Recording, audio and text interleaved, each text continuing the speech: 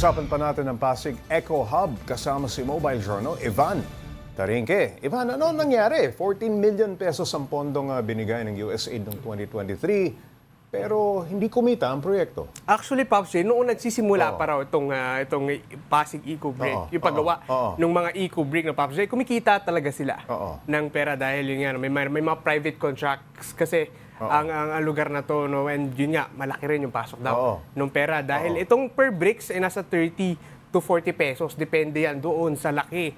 No? And usually naman kasi hindi lang naman isang piraso and 4 na piraso mga bricks yung binibili. No? So maraming orders, maraming pumapasok na orders.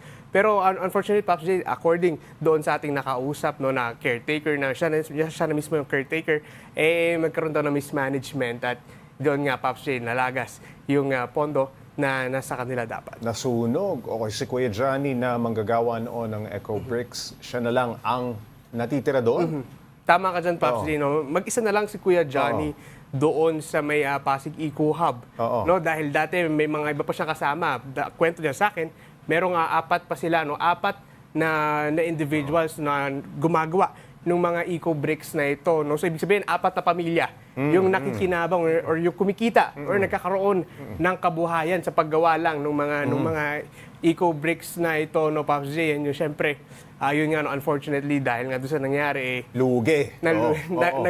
naghanap ng ibang ng pagkakakitaan yung ilang mga manggagawa doon. Ivan, sinong namamahala dito sa Pasig Eco Hub? Bakit parang napabayaan ang pagmamanage dito? Pops J, ito ay private-public partnership. No? Kaysa nga dito yung USAID, meron tayong Green Ants, meron tayong yung Pasig LGU, and yung Barangay Manggahan.